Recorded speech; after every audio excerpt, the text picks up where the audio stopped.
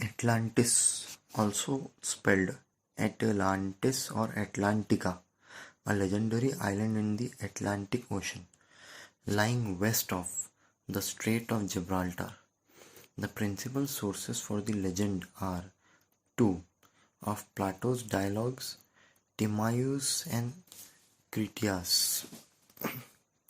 In the former, Plato describes how Egyptian priests, in conversation with the Athenian lawgiver Solon, described Atlantis as an island larger than Asia Minor and Libya combined, and situated just beyond the Pillars of Hercules, the Strait of Gibraltar.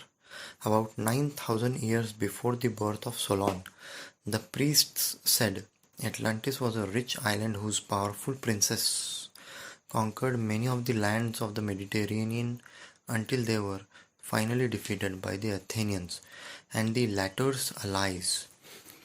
The Atlanteans eventually became wicked and impious, and their island was swallowed up by the sea as a result of earthquakes.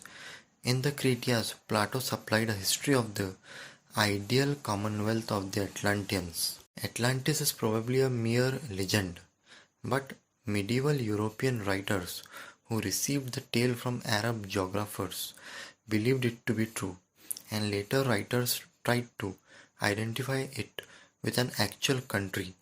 After the Renaissance, for example, attempts were made to identify Atlantis with America, Scandinavia, and the Canary Islands.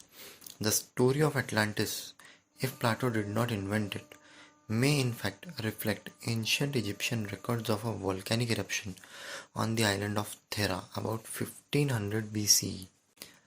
This eruption, one of the most stupendous of historical times, was accompanied by a series of earthquakes and tsunamis that shattered civilization of Crete, thereby perhaps giving rise to the legend of Atlantis.